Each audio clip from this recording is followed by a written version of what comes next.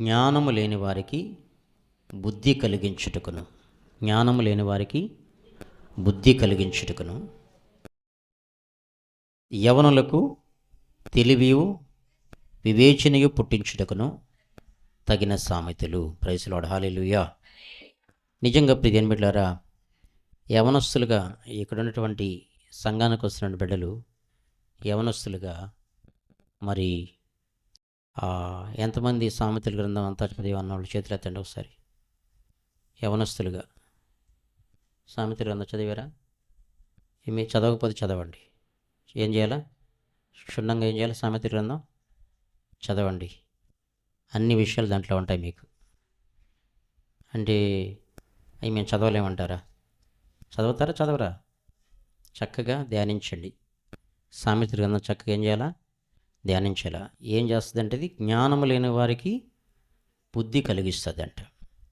యవనులకు తెలివియు వివేచనయు పుట్టించుటకును తగిన సామెతలు.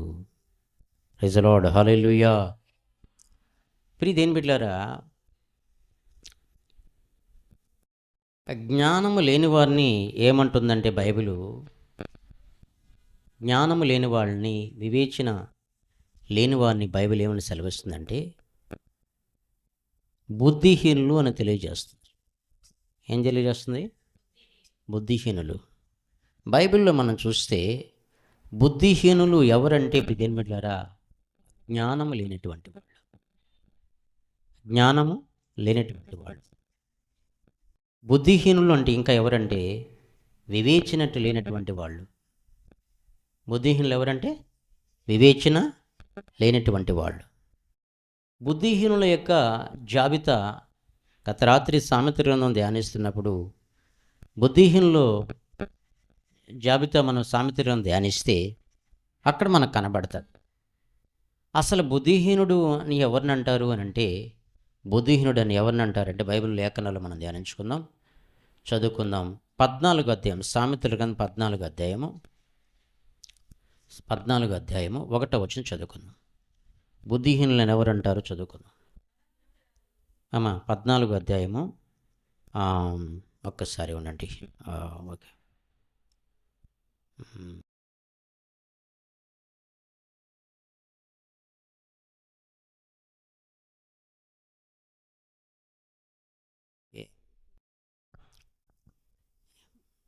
ఎక్కడ నేను మరి 14వ అధ్యాయము 1వ వచనం కదా. సరే, మంచిది, దేవునికి స్తోత్రం. బుద్ధిహీనులు ఎవరు అంటారంటే, దీని బట్టి నేను రాసుకోండి, తప్పు రాసుకున్నాను. బుద్ధిహీనులు ఎవరు అంటారంటే దీని బట్టిరా, దేవుడు లేడనేటువంటి వారిని బుద్ధిహీనులు అంటారు. ఎవరంటారు? దేవుడు లేడని బుద్ధిహీనులు తమ హృదయములో అనుకొందరు. దేవుడు లేడని బుద్ధిహీనులు తమ హృదయములో ఎవరైతే అనుకుంటారో వాళ్ళు ప్రియదేని బిడ్డలారా, వాళ్ళని ఏమంటారంటే, దేవుడు లేడనేటువంటి వాళ్ళని ఏమంటారంటే ప్రియదేని బిడ్డలారా, మరి బుద్ధిహీనులు అంటారు. దేవుడు లేడని తమ హృదయములు అనుకునే వారిని ఏమో చెప్పు. 53వ కీర్తన చదువు. ఎక్కడ? ఓకే 53 రాయిపోయి 1వ వచనం రాసుకున్నాను, 14 అని రాసుకున్నాం. మళ్ళా కీర్తన గ్రంథము 53వ అధ్యాయము 1వ వచనం. కీర్తన గ్రంథములు అర్థమవుతుందా? అంటే అంత సామెతలు కదని చెప్పి సామెతలు పెట్టుకున్నాను కూడా. కాబట్టి 53వ కీర్తన 1వ వచనం, దేవుడు లేడని బుద్ధిహీనులు తమ హృదయములో అనుకొందరు. ప్రైజ్ ది లార్డ్, హల్లెలూయా.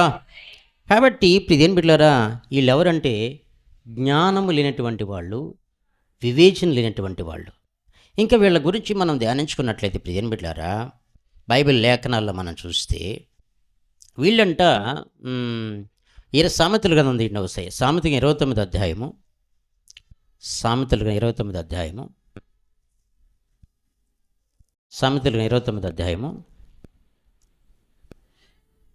11వ వచనం చదువుకోండి. ఆమేన్. చూడండి ఇక్కడ ప్రియదేని బిడ్డలారా, బుద్ధిహీనుడు లక్షణాలు ఎలా ఉంటాయి బాగా అర్థం చేసుకోండి.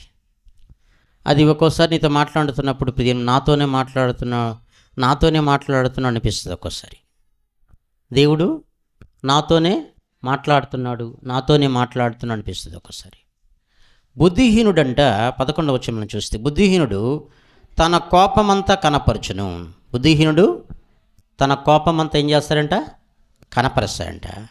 అదేవిధంగా కింద మనం చూస్తే, జ్ఞానం గలవాడంట కోపం అణుచుకొని దానిని చూపకుండును. అంటే కోపం ఉంటుంది వానికి కూడా. కోపాన్ని ఏం చేస్తాడంట? అవసరమైతే ఏం చేస్తాడంట? ఇప్పుడు సమయం కాదులే, ఇప్పుడు మాట్లాడటం మనం తగదులే అని చెప్పి ఒక్కోసారి మనం ఏం చేస్తాం? కోపాన్ని అంటే అణుచుకొని దాన్ని చూపకుండును. ఎవరు? బుద్ధిహీనుడైతే పిదేమిళ్ళరా కోపాన్ని కనపరుస్తాడు. దానికి ఆపోజిట్ బుద్ధిమంతుడైతే కోపాన్ని ఏం చేస్తాడు? అణుచుకొని దాన్ని చూపకుండా చూస్తాడంటే సాధ్యమైన వరకు దాన్ని చూపకుండాను. ప్రైజ్ లార్డ్, హల్లెలూయా. సరే, మరి తర్వాత 30వ అధ్యాయం తీయండి. 30వ అధ్యాయం 32వ వచనం. 30వ అధ్యాయం 32వ వచనం చదువుకోండి.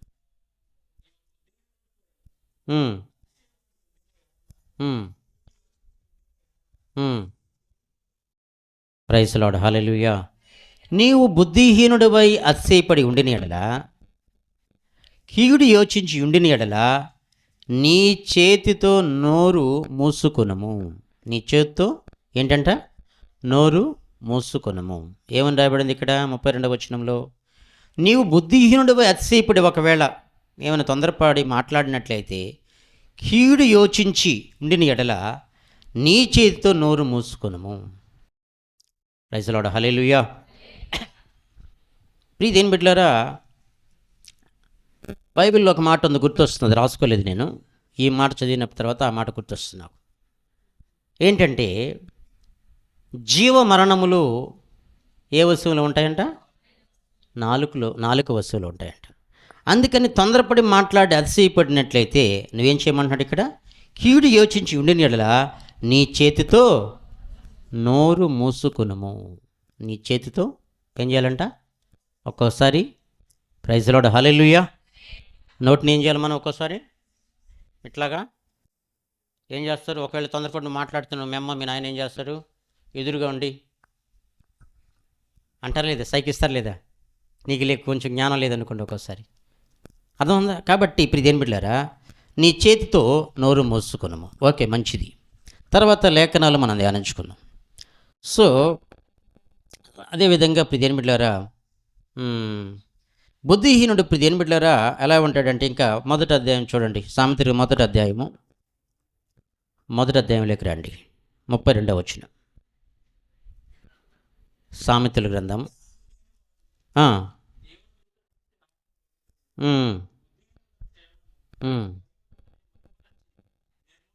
ఆమేన్, ప్రైజ్ ది లార్డ్, హల్లెలూయా. జ్ఞానం లేని వారంటే ఎవరని చెప్పుకున్నాం మనము? బుద్ధిహీనులు. ఎవరంట? బుద్ధిహీనులు. జ్ఞానము లేనివారు దేవుని విసర్జించి నాశనమగుదురు. ఏమండి? ఏ జ్ఞానం ఇక్కడ? దయ్యముల జ్ఞానం ఉంది, దేవుని జ్ఞానం ఉంది. ఏ జ్ఞానం ఇక్కడ మనం మాట్లాడుకుంటున్నాం? దైవ సంబంధమైనటువంటి, పరిశుద్ధమైనటువంటి, పవిత్రమైన జ్ఞానం గురించి మనం మాట్లాడుకుంటాం.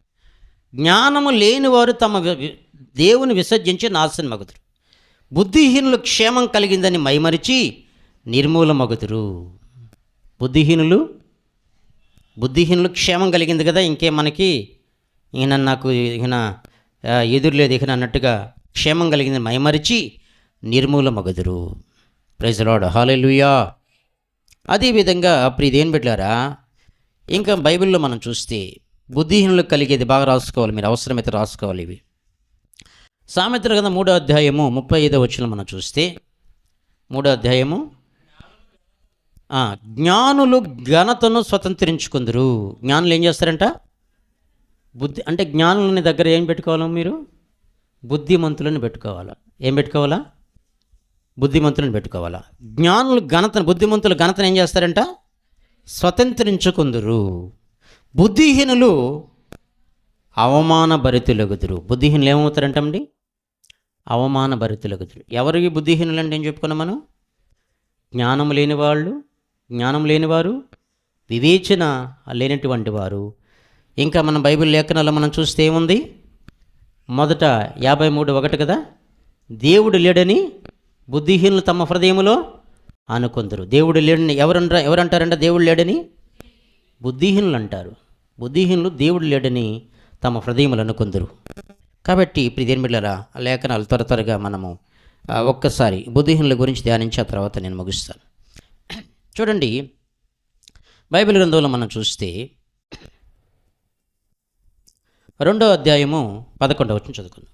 సామెత 2వ అధ్యాయము ఏం చేస్తుందండమ్మా? 11వ వచనం మనం చూస్తే, బుద్ధి అంట నిన్ను కాపాడును, వివేచన నీకు కావలియుండును. బుద్ధి నిన్ను కాపాడును, వివేచన నీకు కావలి కాయను. Praise the lord. హల్లెలూయా, హల్లెలూయా.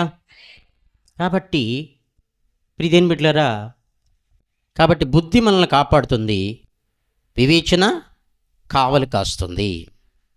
అదేవిధంగా మనం బైబిల్ లేఖనాలు మనం చూస్తే 5వ అధ్యాయం 2వ వచనం, 5వ అధ్యాయము 2వ వచనం మనం చూస్తే, అప్పుడు నీవు బుద్ధి కలిగి నడుచుకుందువు. Amen. Praise the lord. Hallelujah. అప్పుడు నీవు బుద్ధి కలిగి నడుచుకుందువు, తెలివిని బట్టి నీ పెదవులు మాట్లాడు. పైన ఏమనుంది? నా కుమారుడా, నా జ్ఞానోపదేశం ఆలకింపుము, వివేకం గల నా బోధకు చెవియగ్గము. అప్పుడు నీవు బుద్ధి కలిగి నడుచుకుందువు, తెలివిని బట్టి నీ పెదవులు మాట్లాడును. తెలివిని బట్టి నీ పెదవులు మాట్లాడును. Praise the lord. హల్లెలూయా. చూడండి, మరొక మాట ఇప్పుడు దేని బిడ్డలారా, 7వ అధ్యాయం 7వ వచనం చదువుకుందాం. సామెతల గ్రంథం 7వ అధ్యాయము.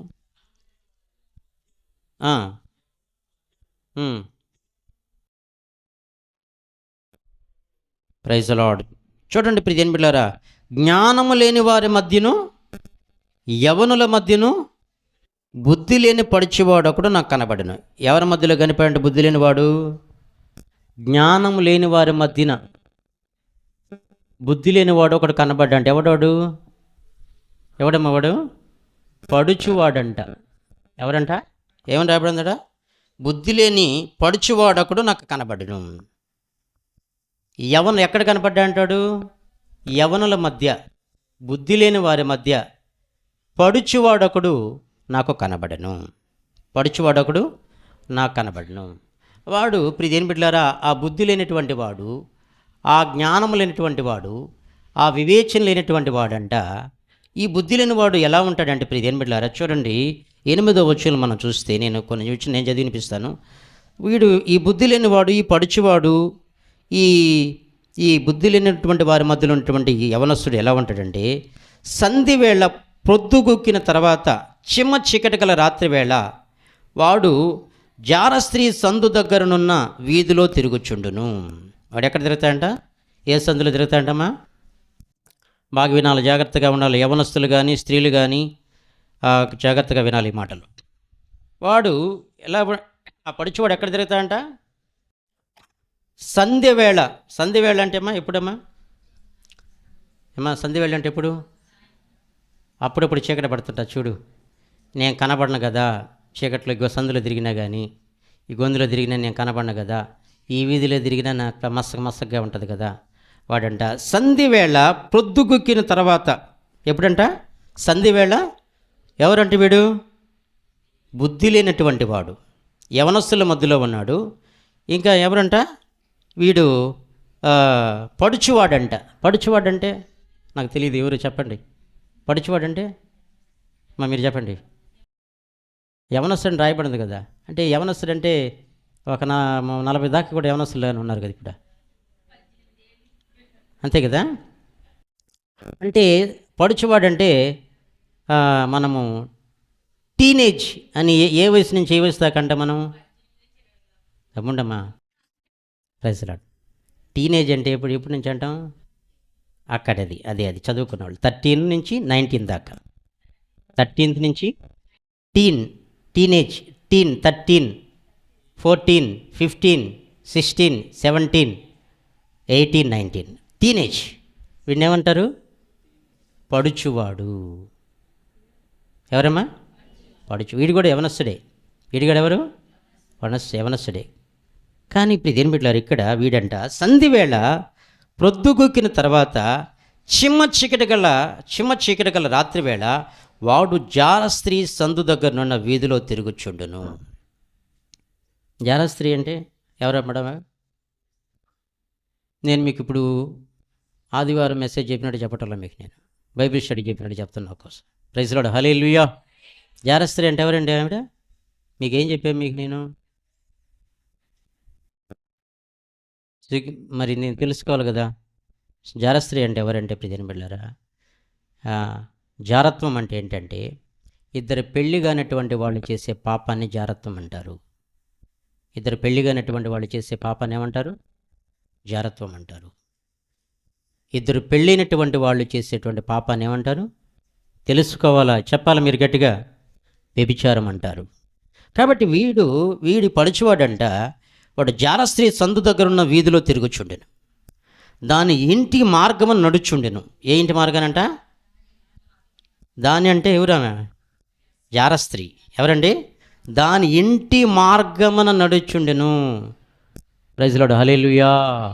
నన్ను కిటికీలో నుంచి ఏమైనా చూస్తుందేమో, నన్ను తలుపు సందులో నుంచి ఏమైనా చూస్తుందేమో, కాడి కిటికీ తలుపులు తీసేమని చూస్తుందేమో అని ఏం చేస్తుందంట? దాని ఇంటి మార్గము గుండా నడుస్తాడంట.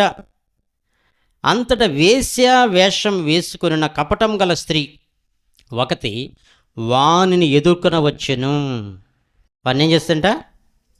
అంతటి వేశ్య వేషం. ఏ వేశ్య వేసుకొచ్చిందంట?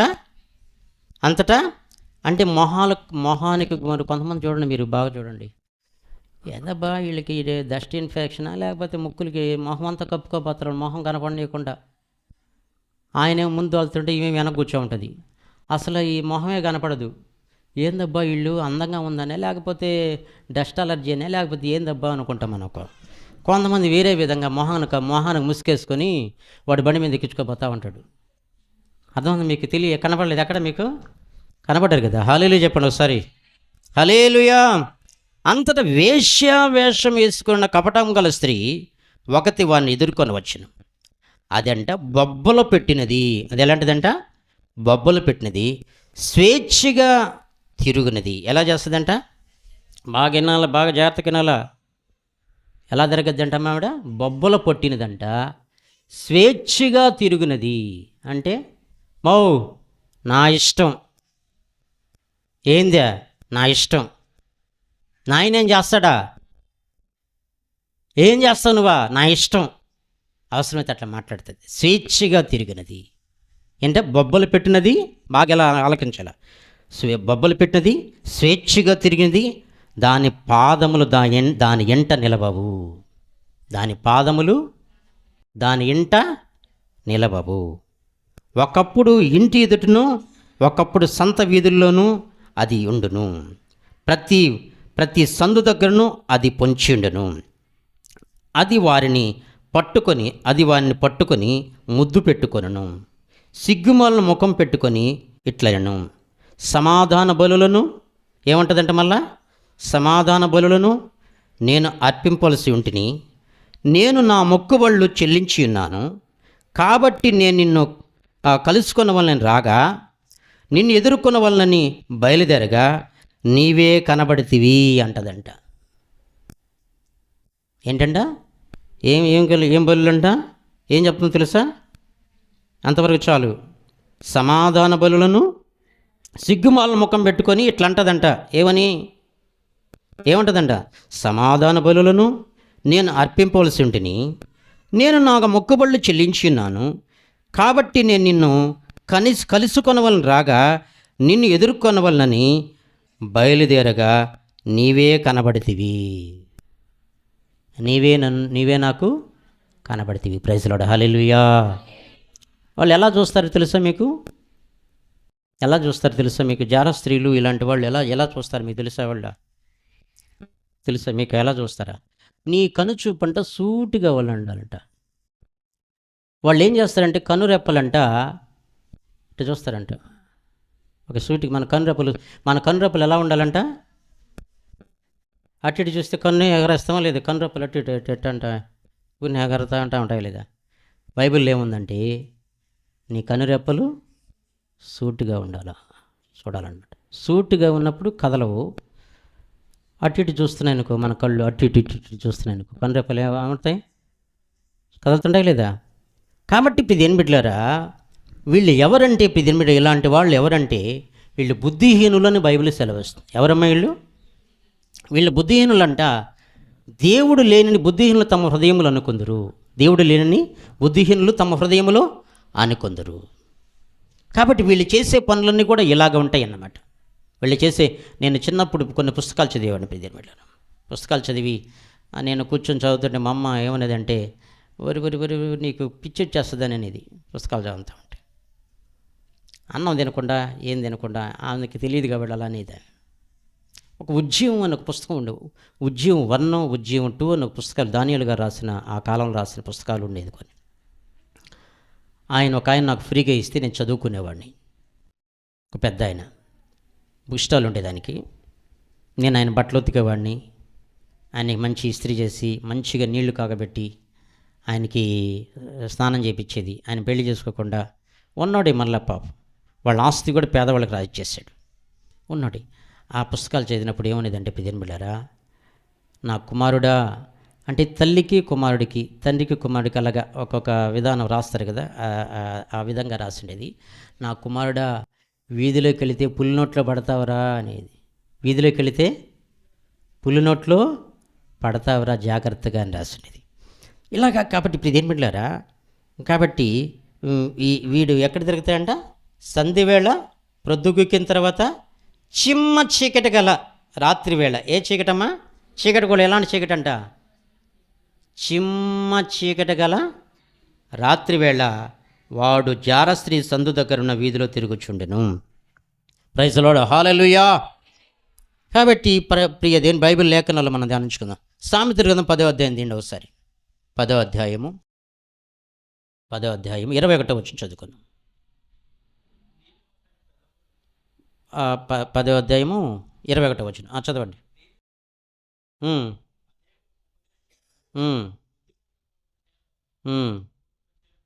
ఏం చేస్తారంటమ్మా? బుద్ధి లేకపోవడి చేత మూడులు అంటే ఏమవుతారంట? చనిపోవుదురు. బుద్ధి లేకపోవడి చేత మూడులు చనిపోవుదురు. తర్వాత 14వ వచనం చదువుకుందాం. జ్ఞానులంట జ్ఞానము సమకూర్చుకుందురు, మూడులు నోరు అప్పుడే నాశనము చేయును. పైన ఒక మాట ఉంది, పైన మాట కోసం నేను చదివి. బుద్ధిహీనుని వీపునకు బెత్తమే తగును, వివేకుని పెదవుల యందు జ్ఞానము కనుబడును. బుద్ధిహీనుని వీపునకు ఏం కలగదంట? బెత్తమే తగును. ఒక్కోసారి అవసరమైతే ఏం చేస్తారు? బుద్ధిహీనుడు మూర్ఖంగా మాట్లాడినప్పుడు ఏం చేస్తారు? బెత్తాన్ని ఉపయోగిస్తారు. బుద్ధిహీనుని వీపునకు బెత్తమే తగును. ఓకే, మంచిది. 1వ వచనం చదువుకుందాం. సామెతలు అందులోనే 10:1.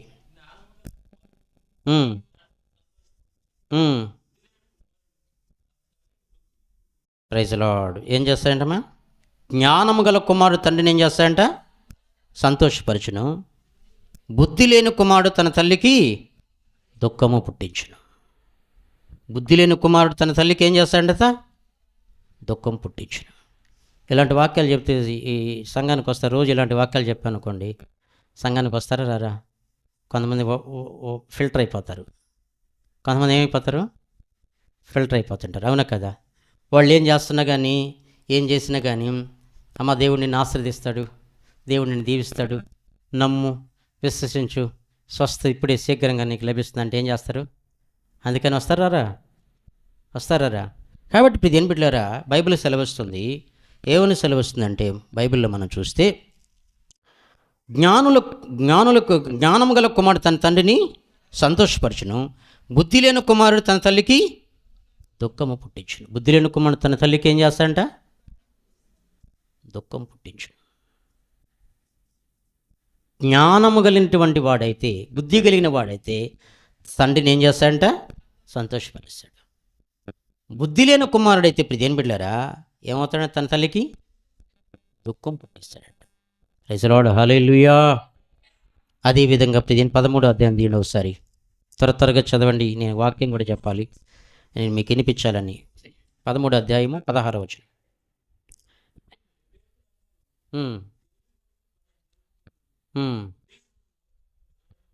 ప్రైజ్ ది లార్డ్, హల్లెలూయా. బుద్ధిహీనుడంట మూర్ఖతను ఏం చేస్తాడంట? వెల్లడిపరుస్తాడంట. అదేవిధంగా 14-16 చదువుకుందాం. ఏం చేస్తాడంట? జ్ఞానము గలవాడు భయపడి కీడుని తొలుగును, బుద్ధిహీనుడు విర్రవేగి నిర్భయముగా తిరుగును. జ్ఞానం కలిగిన వాడైతే ఒక మాట చెప్తే భయపడి వెంటనే ఆ త్రోవను తొలగిపోయేదానికి ఇష్టపడతాడు. బుద్ధిహీనుడు విర్రవేగి నిర్భయంగా తిరుగుతాడంట. నాకేంటి అన్నట్టుగా బుద్ధిహీనుడు ఏం చేస్తాడంట? విర్రవీగి నిర్భయముగా తిరుగును. ప్రైజ్ ది లార్డ్, హల్లెలూయా, హల్లెలూయా. ప్రియ దేవుని బిడ్డలారా, అదేవిధంగా మనము బైబిల్ లేఖనాల్లో చూస్తే 15వ అధ్యాయం 21వ అధ్యాయం 15వ అధ్యాయము 15వ అధ్యాయం 21వ వచనం చదవమ్మా.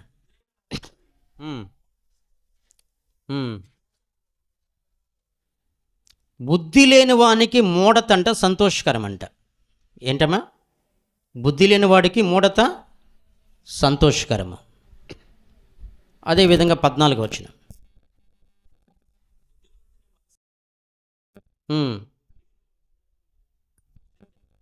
బుద్ధిమంతుడంట ఏం చేస్తాడంట? మనస్సు జ్ఞానము వెతుకుతుందంట. బుద్ధిమంతుని మనస్సు జ్ఞానమును వెతుకును, బుద్ధిహీనులు మూఢత్వము భుజించెదరు. మూఢత్వము భుజించెదరు. ప్రైజ్ ది లార్డ్, హల్లెలూయా. అదేవిధంగా ప్రియదేని బిడ్డలారా 17వ అధ్యాయము 16వ వచనం చదువుకున్నాం. బుద్ధిహీనుని చేతిలో జ్ఞానము సంపాదించుటకు సొమ్ముండనేలా వానికి బుద్ధి లేదు కదా. బుద్ధిహీనుని చేతిలో జ్ఞానం సంపాదించుటకు సొమ్ముండనేలా. ఒకవేళ సొమ్ముండి ధనమున్నా కానీ జ్ఞానం సంపాదిస్తామంటే వాడు సంపాదించగలడా? ఆలోచించండి. సొమ్ము చేతి నిండా సొమ్ము ఉంది, జ్ఞానం సంపాదించాలనుకుంటే వాడి వలన అవుతుందా? వాడి వలన అవుతుందా? ప్రియదేని బిడ్డలారా, వాడి వలన కాదు. బైబిల్ సెలవిస్తుంది. ప్రియదేని తర్వాత చదవండి. అదే 17-16 చదవండి. అదే చదివిన వాక్యం. బుద్ధిహీనుని చేతిలో జ్ఞానం సంపాదించడానికి సొమ్ముండనేలా వానికి బుద్ధి లేదు కదా. అంటే డబ్బుతో సంపాదించుకునేది కాదు. బుద్ధి, జ్ఞానము, సర్వసంపదలు ఎవరైంది ఉన్నాయంట? ఆయనందు గుప్తములై ఉన్నాయంట. బుద్ధి, జ్ఞానము, సర్వసంపదలు ఆయనందు గుప్తములై ఉన్నామంట.